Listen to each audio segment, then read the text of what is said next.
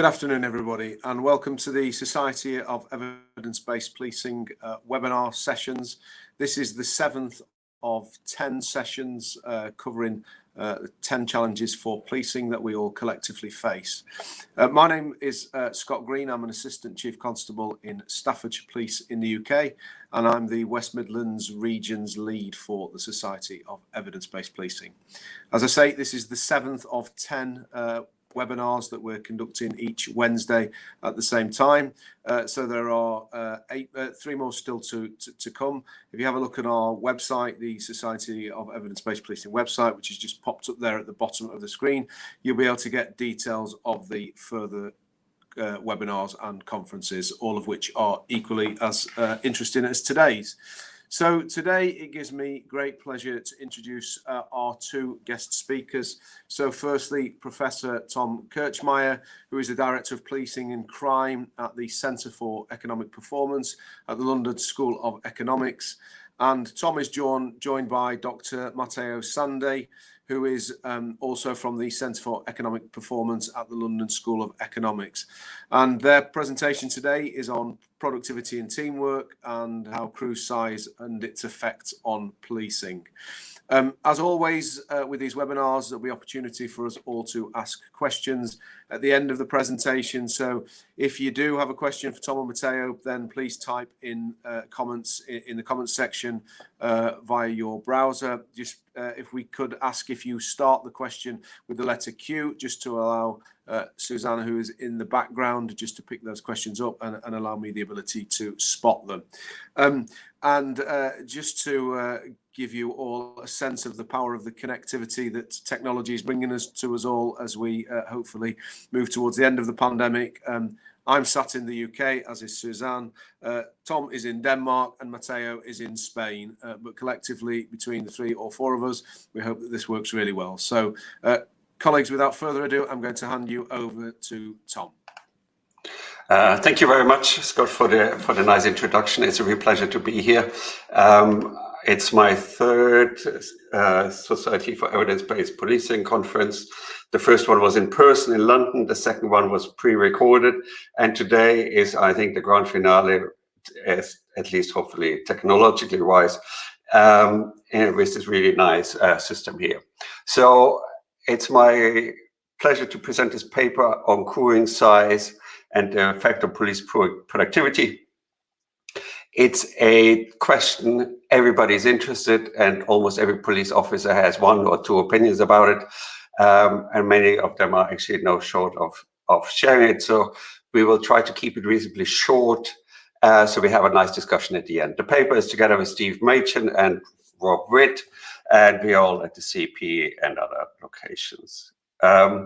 So I start with the key findings, and then Matteo will take over and show you all the details. This is a paper that has been in the making for 2-3 years. This is how long it takes in academia, but on the other hand, the beauty is we are very confident that the results are actually exactly how we show them. So as I said, we show causally the impact of crewing size on police productivity. And causal is important here that, once you change crewing size, it has this impact on productivity and not the other way around. West Midlands Police kindly provided data, and we are very grateful for that. We measure police productivity by the likelihood of naming a suspect. I know in the US, they like to measure arrests. I personally don't share that. Others are undecided, but anyway, in this case, it is the likelihood of naming a suspect. And the idea is, if you don't name a suspect, the criminal justice system can't work, and so you're the first in a series of the chain. What do we find? And that's important. So once you have a double crewed car, it increases the likelihood of naming a suspect by 112%. So, conservatively measured, you argue having a second person in the car costs you 100%. So this is something that will pay itself. The other finding we have is, how the team in this car, i.e. the two, are composed matters a lot. And so, the more diverse the teams, the better it is. And the idea is, obviously, people have complementarities, and if you introduce some form of different skills, background, etc., they can work better together for an outcome. The 3 dimensions which we can measure, gender, experience, and seniority, all 3 have a considerable positive impact there of naming a suspect. There might be others, and I'm sure there are others, which we just can't measure, which also would have a positive impact here. And the additional contribution we make is on officer safety. So conditional upon an officer being assaulted, i.e. if an officer gets into trouble, the likelihood of getting injured is down by 20%, and the likelihood of having serious injuries is down by 80 to 90%, so considerable. But this is here I hand over to Matteo. I stop sharing my screen. Maybe Matteo can come on the stage.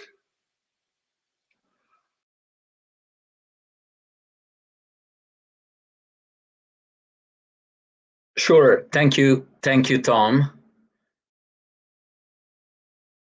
And indeed, thank you, Scott, for the kind introduction, and the Society of Evidence-Based Policing for inviting me. This is my first time giving a talk here.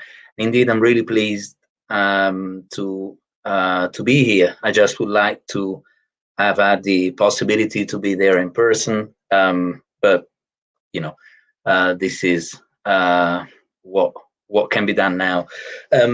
So just following up on what Tom said, really, what we do in this paper is studying the causal impact of crew size on the productivity of policing.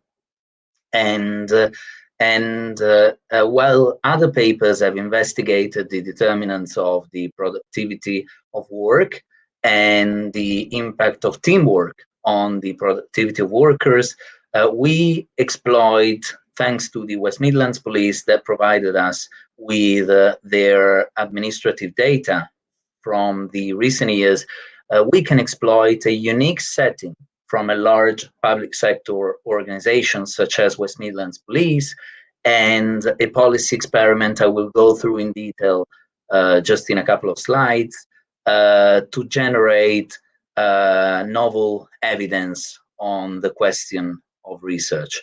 So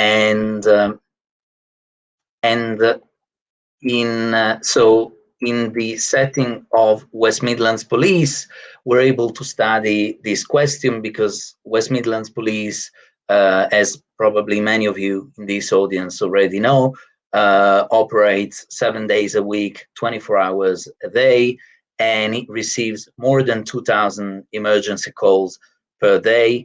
WMP kindly provided us with their complete administrative records from December 2016 to September 2019.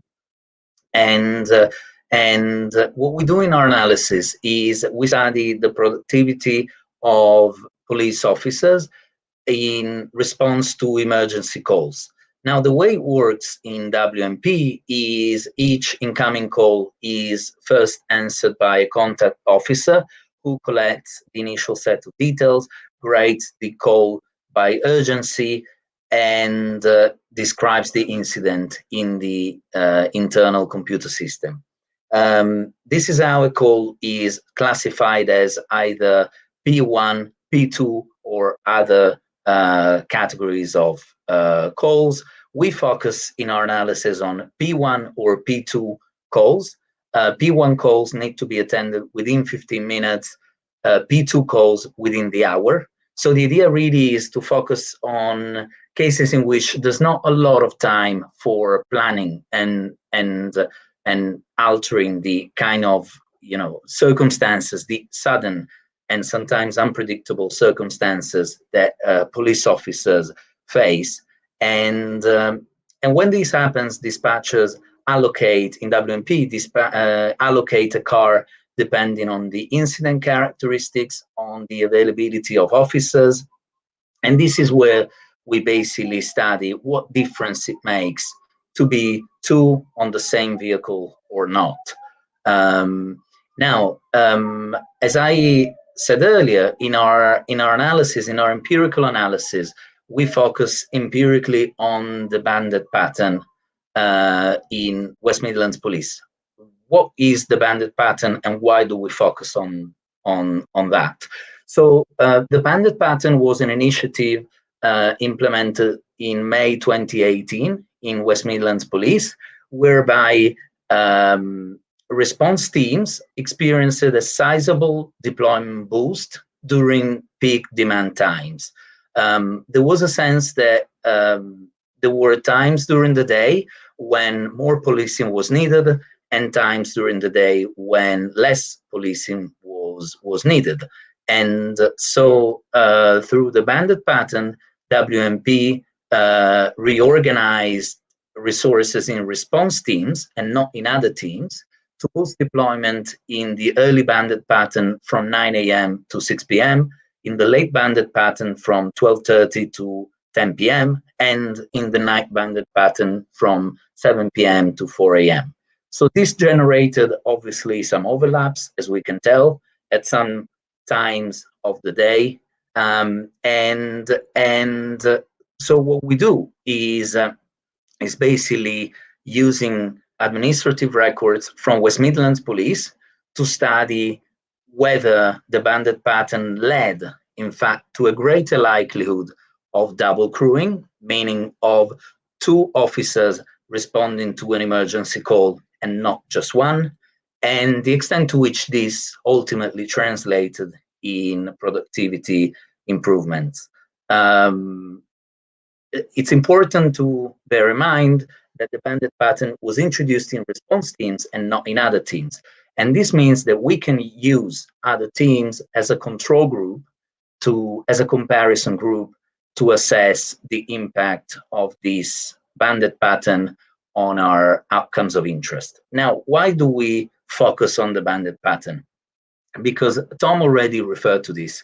Obviously, the fact that two cops respond as opposed to one is not random. And it is possible, for example, that in response to more serious calls, two cops attend the scene and not one.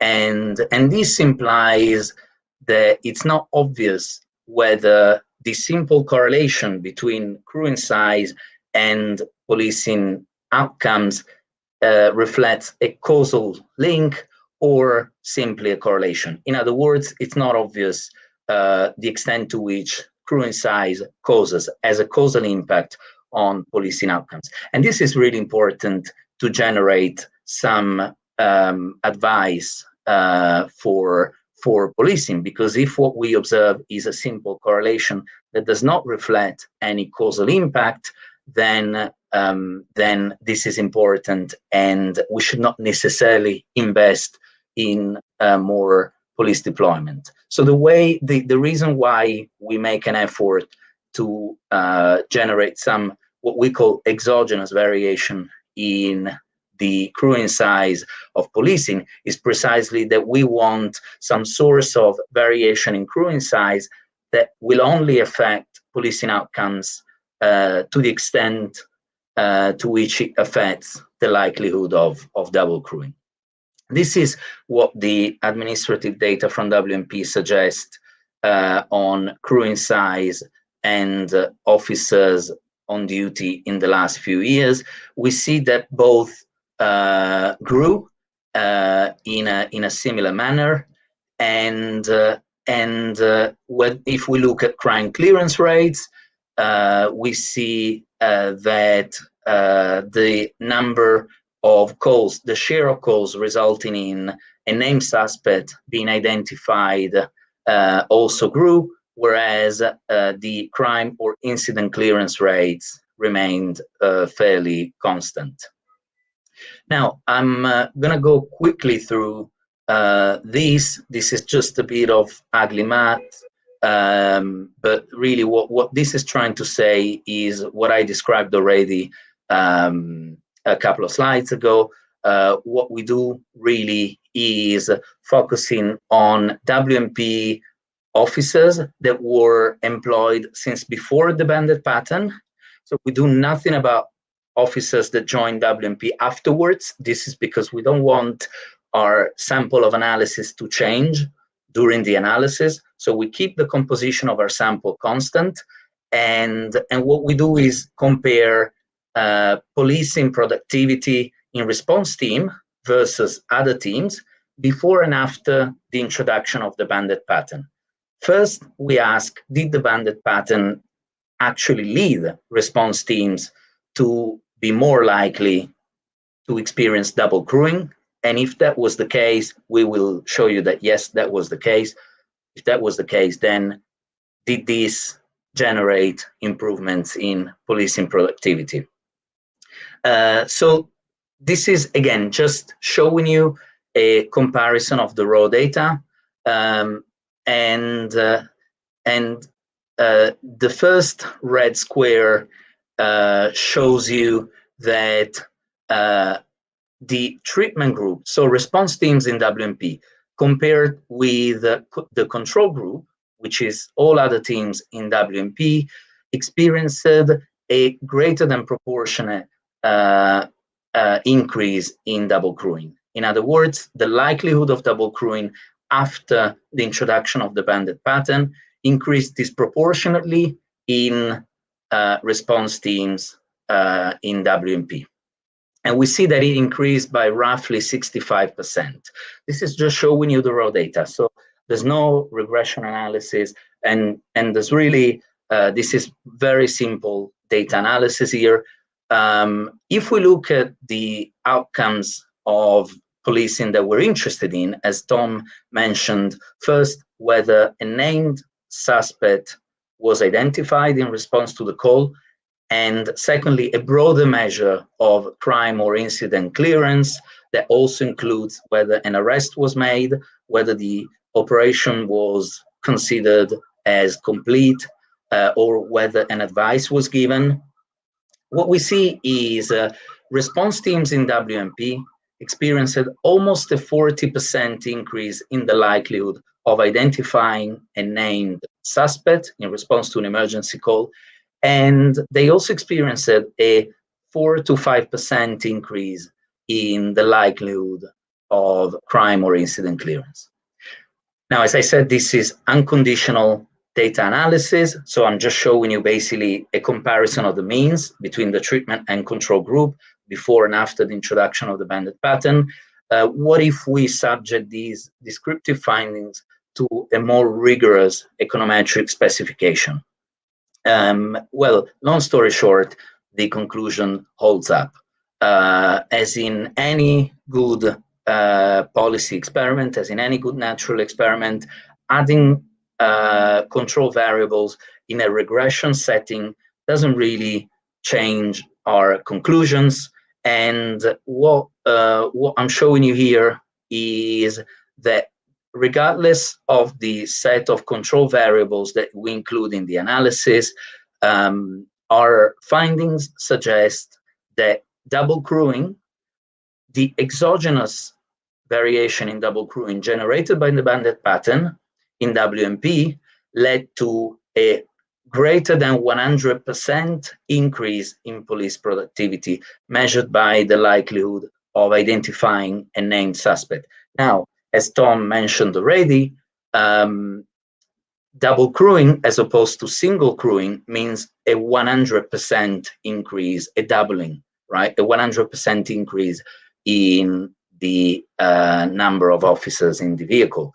So the fact that we find a greater than 100% improvement in police productivity means that what we see here is a net benefit to police productivity. So, you know, taken to the extreme, even accounting for the 100% increase in the cost of one additional officer, even if we take that into account, we still seem to see a net benefit to crewing size.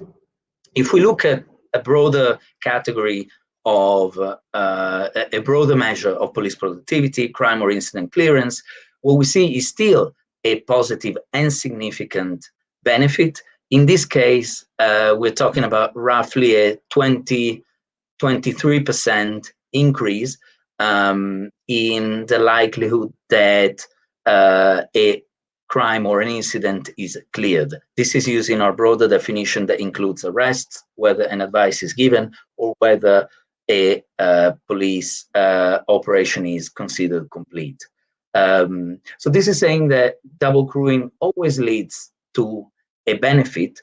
It may not always be more than 100%.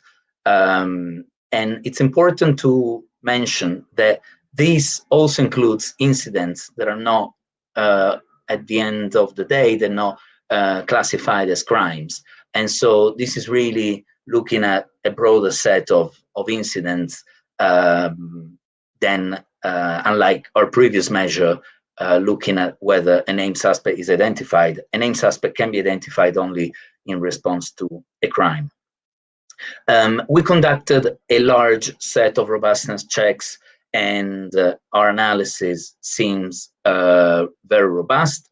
It seems very robust to different ways of deflating the outcome variables. For example, deflating the outcome variables by the count of police officers deployed on a given date, in a given shift, and in a given neighborhood policing unit.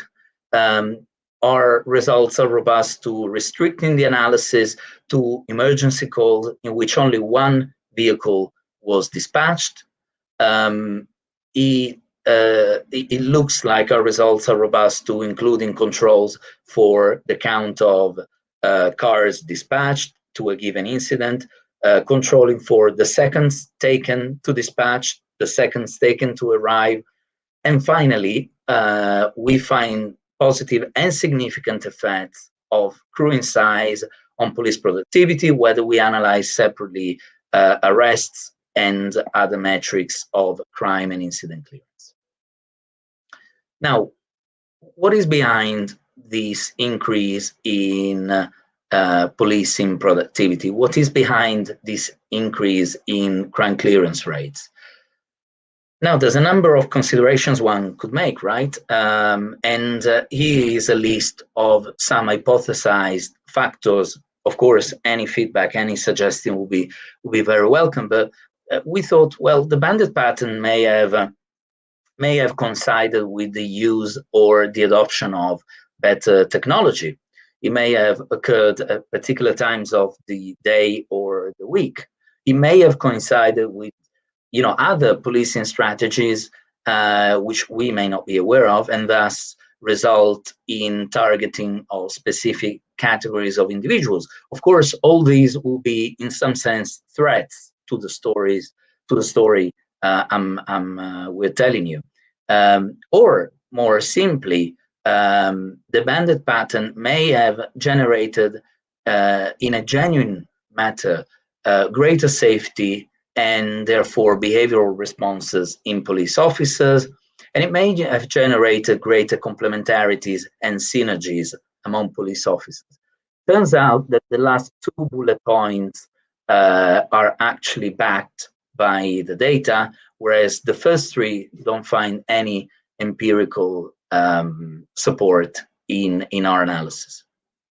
So to test whether the Bandit pattern may have coincided with the adoption of better technology, or it may have occurred specifically in some days of the week, we basically tested the impact of this intervention, the Bandit pattern, on a number of different outcomes. And what we see here is that following the introduction of the Bandit pattern, response teams started to respond more to P1 calls. P1 calls are the most urgent. They need to be attended within 15 minutes. And there's a risk for someone's life and the risk of use of violence against somebody. So they jump more into situations of violence. This is also found whether we use an alternative measure of violent incidents, where we basically look at the description of the incident, looking for the word safety. So whether there was safety involved, double crewing vehicles were more likely after the introduction of the bandit pattern to jump in.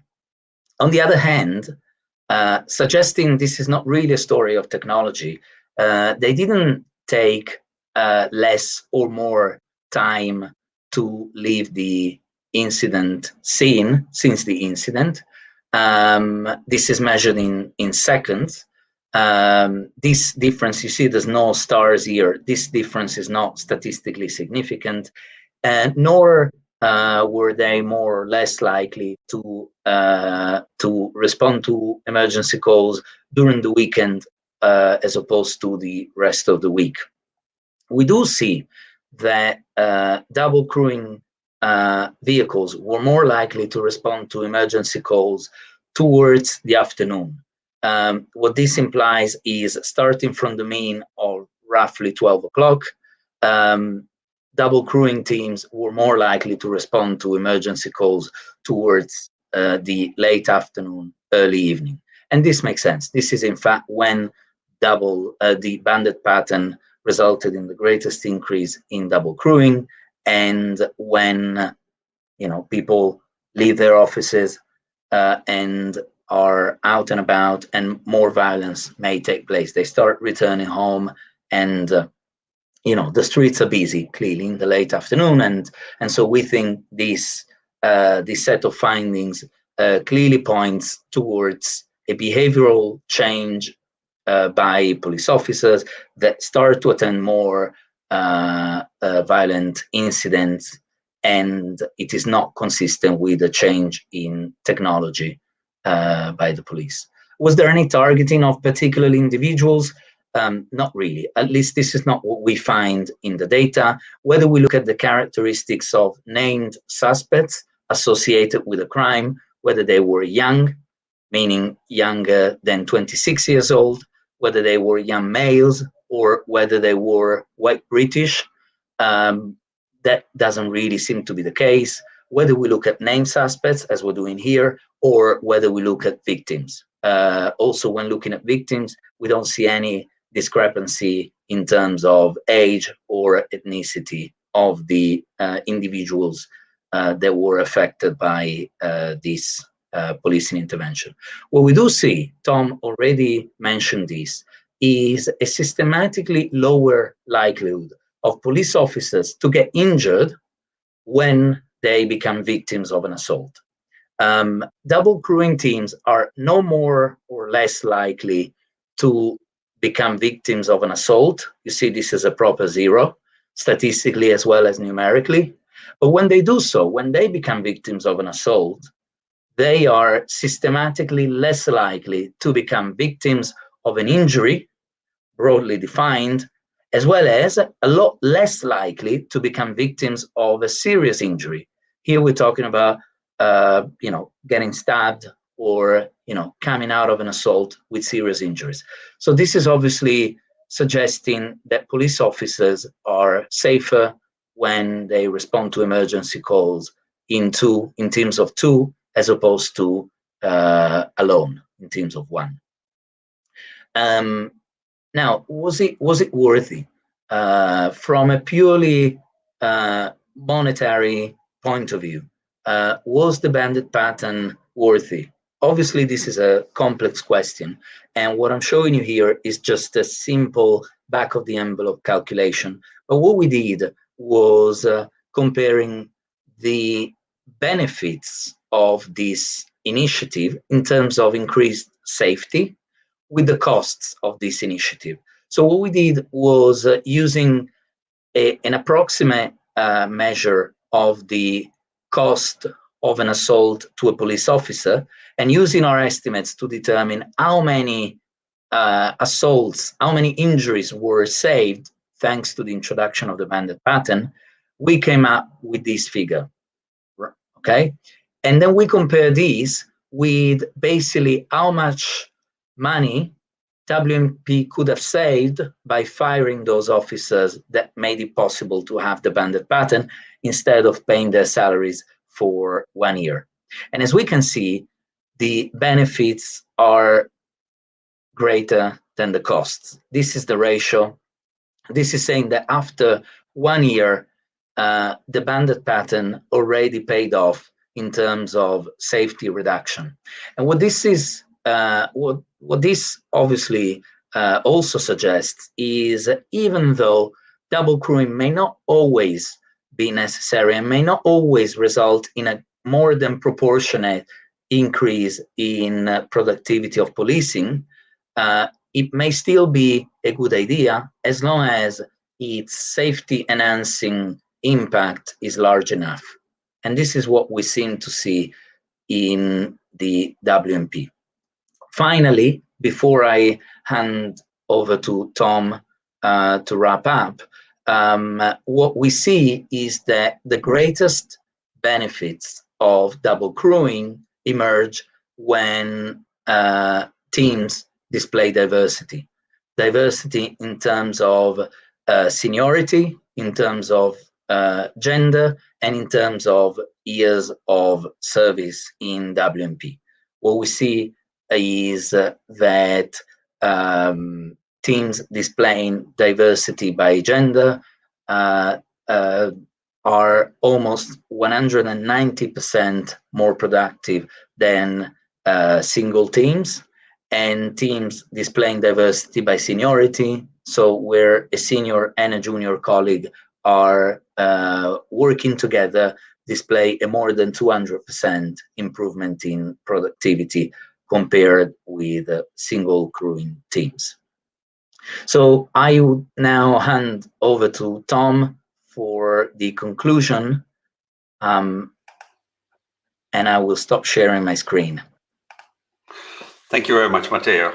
So you've seen a lot of numbers, and I hope you also see my screen. Now you see it. So this is a repetition, just what Matteo showed you about the impact of double crewing, and the 112%, which I showed you at the very beginning, is really the, is the most conservative estimate. So it's really controlling for everything we possibly could think of, and possibly over controlling, and then the other measures we have is about 130%. It just shows you that whatever we have proposed here are very, very conservative estimates. And just to recap a little bit on the story we have, is we showed that double crewing pays for itself. It really helps to substantially increase the likelihood of having a named suspect. But the other two contributions are equally important, and they were very strong, what Matteo showed you. So who you have in this car matters a lot, i.e. in terms of diversity. The numbers Matteo mentioned were 190% and 220%. So substantially better outcomes. And so that means you should probably rethink how you actually crew these cars and who you mix and match together, that you have really nicely complementary teams, and not just all, obviously we have only 3 dimensionals, which is kind of gender, male, female, and experience and so on. But, as I said also in my intro, probably there are many other things you can think of and take into account, but just try to avoid these homogeneous groups of white males all in the same age bracket crewing together. And obviously it's a lot of fun, but might not always lead to the best outcome. And the second contribution we made is on officer safety, which is, I think, often overlooked. Now, clearly, it is very rare for an officer to get injured, and that is, clearly a very good thing. But when it happens, having 2 in the car clearly has a positive impact. Minor injuries are down, but the serious ones are considerably down. So, this is it essentially from us. We said we talked for about 35 minutes, and we are spot on time, and have a little bit of a Q&A session, which probably is more interesting to everybody.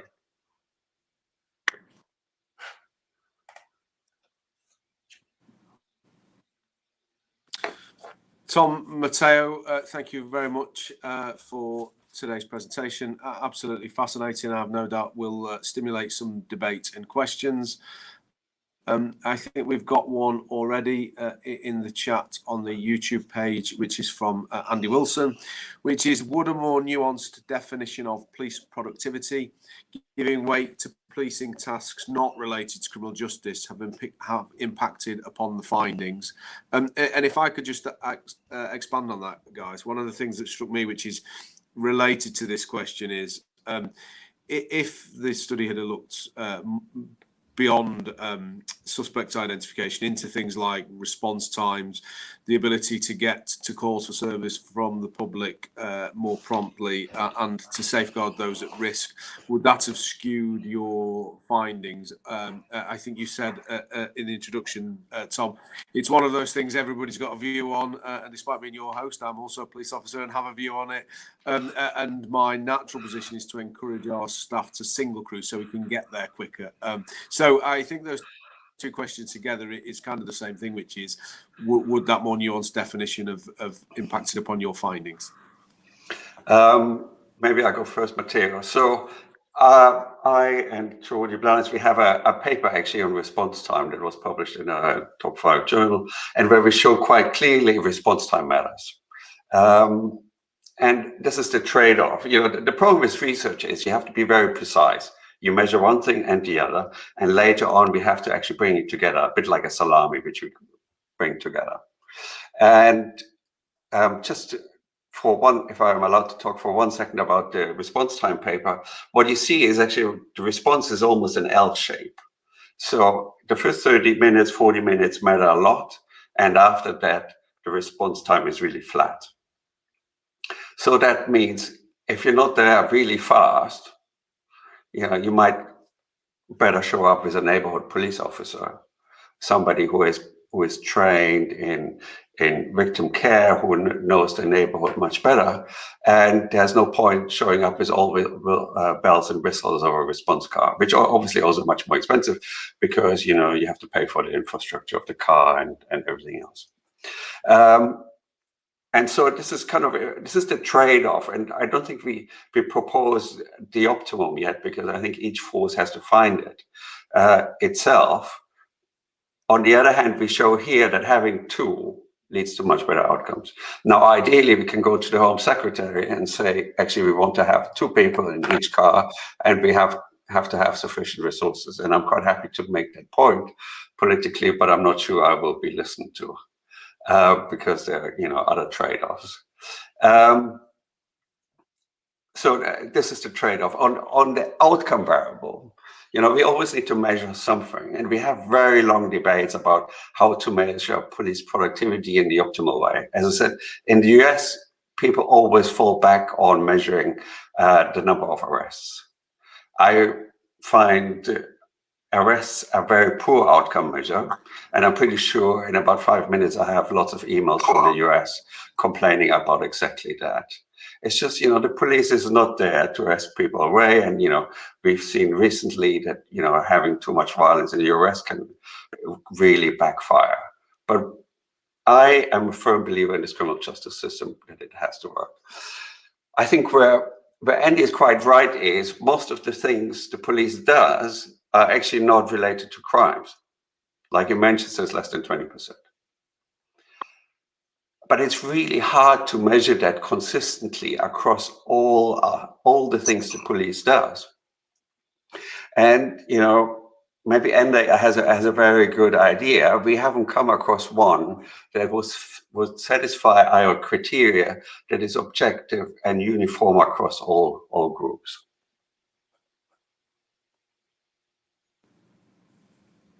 Scott. Thank you, Tom. Just before we move on to, there's a couple more. Okay, thank you. Matteo, I don't know if you wanted to expand on that before I move on to the next question. No, I mean, just quickly, I think, you know, I think it's fair to say that, yes, if we focused on different outcomes, then the results may differ. I think we don't want to say that double crewing is always the right thing to do.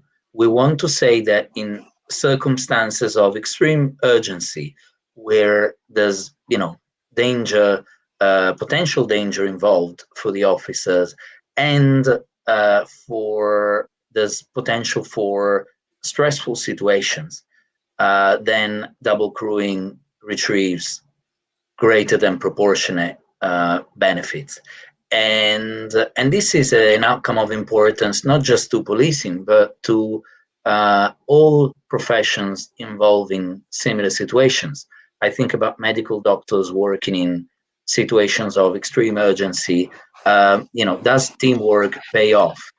Well, the evidence we see from WMP seems to suggest this is the case. Is double crewing always a good idea? Would use of different measures of police productivity lead to different results? Possibly. I don't know what Tom thinks about this, but I think we can live with that. Absolutely. Thank you. Thank you, Andy. Thank you, Matteo. Thank you, Tom. Thank you. Yes, I agree. I'll move on to the next question, which is from Jenny Mattinson, which is, were there any disadvantage or reasons why, or perhaps when, you wouldn't double crew? Well, I think, what we show is in an ideal case, and if you have infinite resources, you always double crew. The problem is we don't have infinite resources, so there's always a trade-off we have to make. But this is kind of maybe the moment to introduce another dimension, which is, predictability of crime and incidents. And so this is some work we've done years ago for HMIC, when it was still called HMIC, where we could actually very nicely predict for very small areas likelihood of crimes or incidents, and we did it for 25 different categories occurring.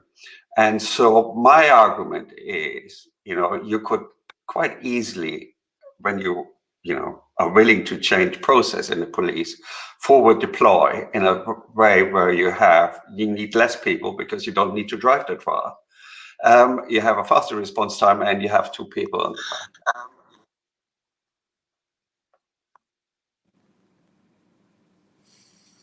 Scott. Thank you, Tom. There's another question here from Sam Mann. Are there any major differences in productivity when pairing male and female officers, female and female, or male and male officers? I think it's a really good question, actually. Matteo. Thank you, Sam. I agree with Scott. This is a really good question. Yes, there are. There are major differences in productivity when pairing male and female officers versus cases in which female and female or male and male officers are paired. We do study this, and while the main effect is that double crewing versus single crewing generates a 112% increase in the likelihood that a named suspect is identified, when a man and a woman, a male and a female officer, are paired as opposed to a single crewing vehicle, the productivity gain goes up to 190%. And the takeaway, because it's not just a story of pairing males with females, but also pairing junior with senior and officers with different years of tenure in WMP, the story seems to be that diversity matters, complementarities matter. Now, there's potentially a number of reasons for that. One is to develop synergies, right? Tom and I may be similar in some dimensions, but different in others, and that means that we work well together, we complement one another. It may also have to do with what happens on the crime scene, right? When officers attend the crime scene, it's possible that having diversity in the team allows the team itself, the officers, to adapt more quickly, more easily to the situation they face. And I'm talking about, talking to witnesses, talking to victims.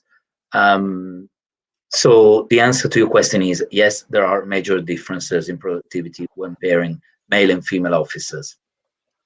Thank you for the really good question. Thank you, Matteo. We've got another question from Sam, an equally great question.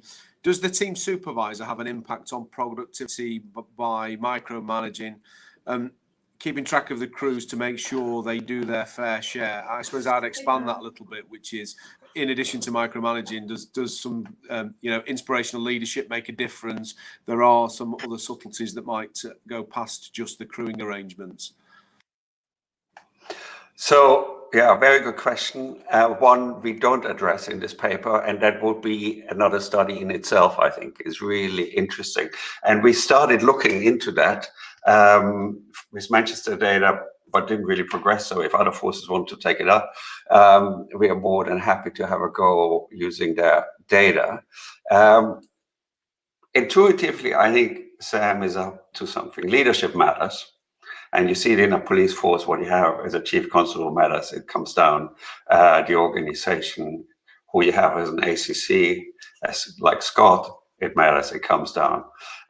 In academia, we have the same, who you have in front as a teacher matters a lot for, the dynamics in the classroom. In every situation in life, it matters who you have in the room. But in this case, we haven't really addressed it yet, but as I said, we're very open to do it in the future.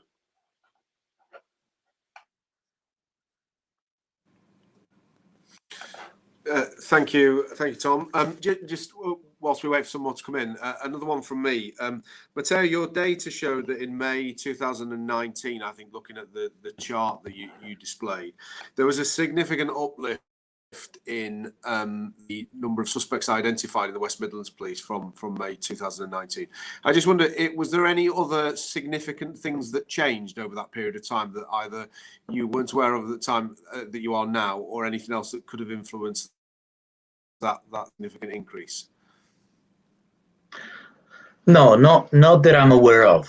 Not that I'm aware of. I suppose to some extent, it may have taken a bit of time to fully implement the program, the Bandit pattern, which in part explains why we use the empirical strategy. We do the empirical analysis in the way we do it.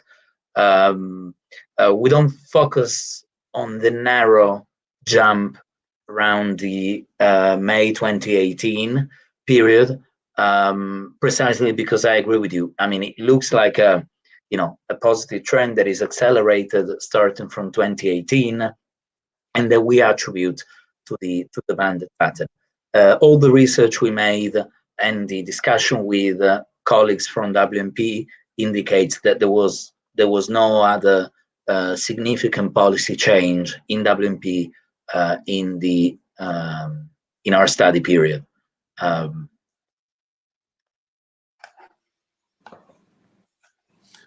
Thank you. Thank you. Shall I have a word on call set? Oh, sorry, Scott, I don't want to step on you. No, yes, I was going to say to both you, Tom and Matteo, if there are any issues that you wanted to cover just in the last kind of 10 minutes or so. We've got no more questions at this moment in time, but perhaps if I hand back to you, Tom, just to cover any aspects that you think are worth picking up now. Yeah, so if I just kind of play this one further, is the call centers. Matteo started talking about call centers, and I think call centers is one of the big underappreciated element in policing for very many reasons. And I'll give you a number of examples. Just very crudely, we looked at all the calls that come into this call center, and about 80% in the middle produce roughly equal outcomes, but then 10% at the front, at the bottom, and 10% at the top really diverge, leaving actually the likelihood of naming a suspect between the best and the worst about 30%, just by who you have as who picks up the phone randomly, and then who you actually have there, as I said, has a huge impact. And then that's the second paper we've just published, was on if you can actually see each other, the radio operator and the call handler. That again has an impact. in actually being able to solve complex problems, similar to the productivity story we have here about very diverse teams.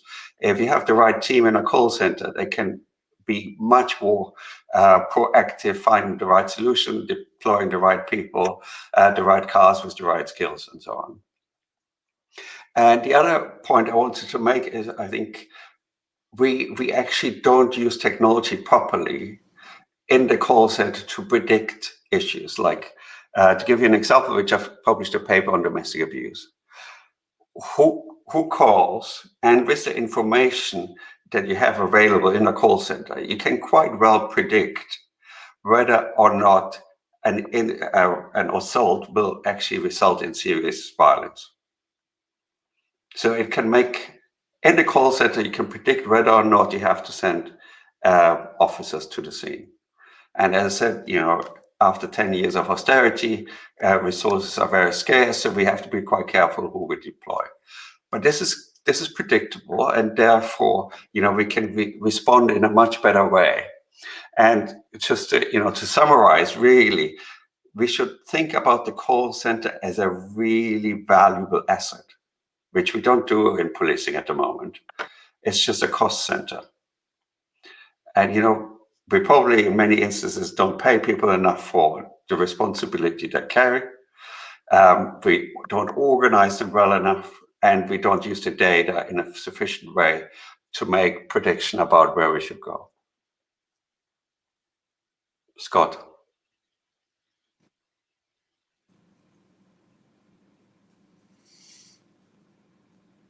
Thank you, Tom.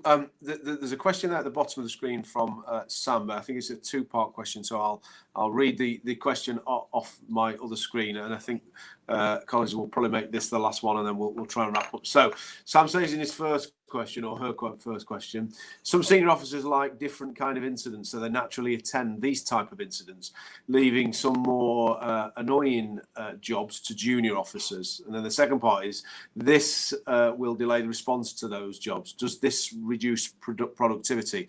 And I guess I would expand on that further, because I might be one of those senior officers, which is some senior officers also put a force-wide emphasis on what's more important. So I would argue in my current force that attending domestic abuse incidents is more important than some other crime types. So do those two things together impact and reduce productivity of our officers and staff?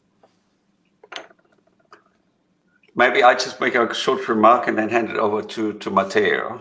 The point is, obviously, this study is across all crime types, and we control for each one of them. So, this is quite clean. So we have the pure effect of having one or two people in the car. Now, as Scott rightly said, there are political preferences in each force and across the country about, favoring one incident or crime over another. We don't assess this in this paper. And it's really hard to assess, really, because there's a large degree of subjectivity here. And these questions can only be answered in a political process. And I think this is why we have the institution we have, and it actually works really well. I wouldn't be too comfortable that academia moves into assessing these political questions. Will it deliver the response to the job? This is the argument I made for before. You have to trade off between response time and two officers. And again, the only way to solve it is really to use technology, in my opinion, to predict where I should have two and where I should have one. Maybe, Matteo, do you want to continue on that point? Yeah, no, I agree with you, Tom. I think Sam makes many very good comments and questions. I just would like to add that in part, it is precisely because of all the room for decision making that people have. You mentioned senior officers, but we could extend the comment by Sam to officers in general. Individuals have preferences and therefore may decide when they respond, how they respond. Some people like to work alone, some others like to work in teams, precisely because people have some room for judgment in their everyday lives, we seek a policy experiment, which is the Bandit pattern in our case, that in some sense made some people, some officers in WMP response teams, more likely ex ante, so regardless of any preferences they may have had, to be in double crewing teams and not single crewing teams in comparison with their colleagues from other teams that were not in response teams. What we're after, as Tom already mentioned, is really trying to isolate as best as we can the impact of going two versus going one when an emergency call arrives. And all this, we do it, as we call it, controlling for incident type fixed effects. So we do all the comparison within a specific category of incident. So in some sense, the types of incidents and the characteristics they have, that's isolated, that's not in our estimates.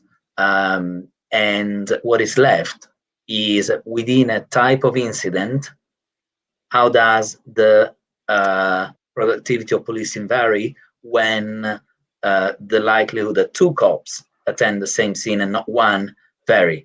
And before I finish up, I should say domestic abuse incidents are not included in our analysis.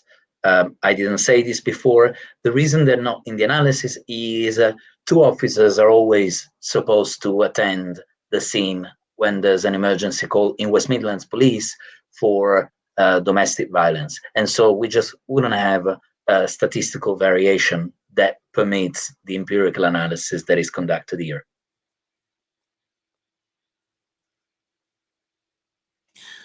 Thank you, Matteo. Thank you for expanding on that last point. Colleagues, that brings us to just before 1 p.m. So I'm going to bring us to a conclusion. So firstly, thank you to everybody that's dialed into the 7th of 10 Society of Evidence-Based Policing weekly webinars. As I said from the outset, there are 3 more still to follow. So please check out the website, and the link is at the bottom of your screen now, and look at the details of the further 3. Secondly, a thank you to Suzanne, who is working in the background and controlling the whole of this seminar. Without her, we wouldn't be here today. And most importantly, thank you to Tom and Matteo, not only for the research and the support that gives to policing and the communities that we are here to serve as a service, but for also giving up your time today for this really useful webinar. Everybody that's watching live will be very grateful, and everybody that will subsequently watch this on YouTube. So thank you from me on behalf of both the police service but also the Society of Evidence-Based Policing to the 2 of you. We're very grateful. So thank you, and everybody enjoy the rest of your Wednesday. Thank you very much. Thank you very much.